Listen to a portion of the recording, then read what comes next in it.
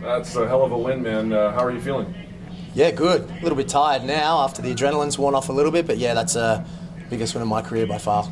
You had a pretty emotional expression when they read your name. Was there a little concern that the decision wouldn't go your way when they went to the scorecards?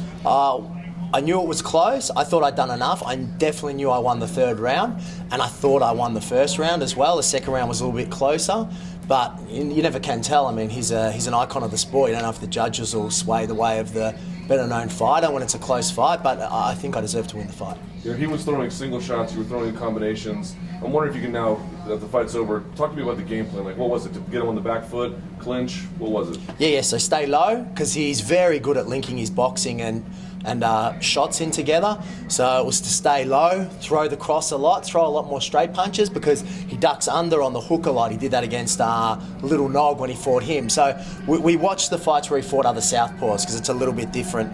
Oh wow, a little bit different than fighting orthodox to orthodox. So we really concentrated on that, throwing and getting him on the back foot, because it's hard for him to shout when he's backing up a lot. How strong was he at 185? In the clinch, he was strong.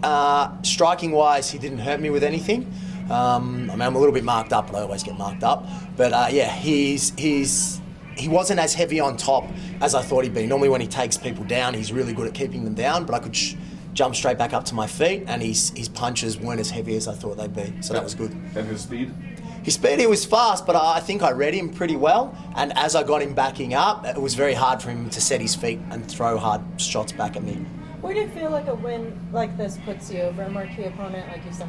Yeah, it gives me a ranked opponent, I'd imagine, for sure. I mean, that's 4 in a row now. He's a former champion, a legend of the sport. So I think I'll get a ranked opponent, and yeah, I'm more than happy for that. Have you had your eye on anyone?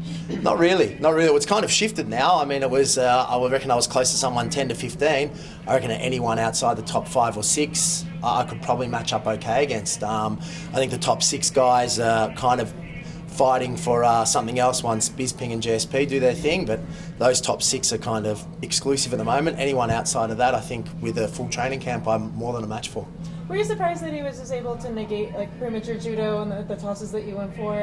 Pretty much, he was able to cancel that out in the fight. I think it was back the other way too. I think I cancelled out his wrestling, because I'm still learning how to link my judo and my striking together, which I think I did really well tonight. He's hard to keep down on his back, and vice versa, I was hard to keep down on my back. So we took each other down, and then we both jumped back up. So it was primarily a striking game, and I'm really happy that I could match up well enough in the striking department against him. How taped up is the knee? Let's be honest. Very taped up. Very taped up. As long as I can keep it taped, then I'm all good to go. So in 2006, I did my medial ligament, ACL, and lateral meniscus. In the Tough House, I did my medial again and the lateral meniscus, and that's sliding. And I think the medial's healed back very loosely, and the lateral meniscus slides really badly. Taped up, as you've seen in the last 4 fights, I can do everything. The one fight that was really, really ugly was in Denver, and I couldn't tape my knee or ankles. I've been taping my ankles since I was 16 years old. My ankles are, they got kicker spurs in them, bone chips floating around, and being 40 at the end of the year, I don't want to go in and get surgery. If I can tape like this, I can keep fighting at a pretty high level, I think. What do you think this does for Australian MMA? We've already got some massive stars. I mean, Mark didn't have a great night tonight. Tyson Pedro's emerging. Robert Whittaker's right up there. He's 1 or 2 wins away from a title shot. Jake Matthews. Then we've got a whole heap of guys who are unsigned as well. So Australian MMA, in particular where I'm from in Melbourne, is just growing and growing. You've made 4 Olympic teams. You've been in the UFC for how many years now? Where does this win tonight over Rashad Evans, in your combative career, who would you rank tonight?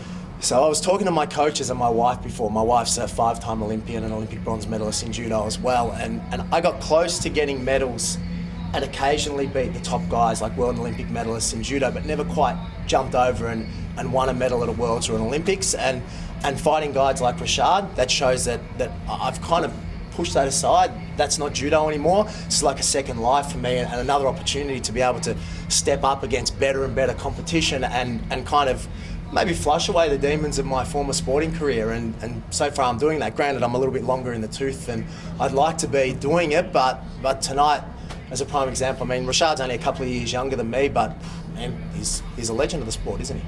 Have you exceeded your own expectations as an MMA fighter? Yeah, probably. probably. My aim when I got signed was to have 10 fights. I'm 6-1 now, so I'll get the 10 fights, no problem. And as long as the body holds up, which it is, regardless of all the tape you see, then I'll keep going. You know, I'm 40 at the end of the year, but we're going okay. We're very smart with our training and our preparation, and yeah. So for as long as the body holds together and I'm fighting well, then I'll keep fighting. And do you have an age in mind when you would like to stop fighting? No, it's all body related and how long my wife lets me do it for. Did you talk to your wife yet? No. I've been pulled around. As soon as I ring her and speak to her, she'll let me know. So you said on Thursday that you don't let your kids watch live. Yep. Will you let them watch this one? Yeah, I'll let them watch this one. There's not too much claret like there was in Melbourne, so yeah, they'll be able to watch this one. Was there a moment when you were looking at Rashad and maybe at the beginning of the fight saying like, wow, I'm fighting Rashad Evans? Yep. As soon as he walked in there and started coming in and then doing his thing when he's down on the ground, I'm like, holy shit, that's Rashad Evans right there. But that's what I want. That's what we want. When I got the matchup, it was exciting. You know, like you've got to, even though it's been a very nerve-wracking week, a very stressful week, being away from home and preparing for the fight, you've got to embrace moments like these. And I've shown again that I can get out there and put on a good hard fight, and I think it was reasonably entertaining, the fight as well. So yeah, I'm really happy. And now there are calls for him to step aside and retire. He's seen better days. What advice would you give him as someone who's seen and done it all at this point at the highest level of sport? What would you say to Rashad Evans? No. He doesn't need to be done yet. It was his first cut down to 185. He's still fit and strong. If I can get through the first 2 or 3 minutes against anyone, I think I've proven that it's going to be a nightmare matchup. And because Rashad's so explosive and such a great athlete, it's going to be hard for him. I got very tired fighting him. It's probably the tiredest I've been, but so was he. And if he wants to keep going, then he should. I don't think it's the end for him. It's his first weight cut. Just last thing for me, do you have an opponent in mind, like a dream opponent, a scenario next? Not really, no. I don't like to go, who I want.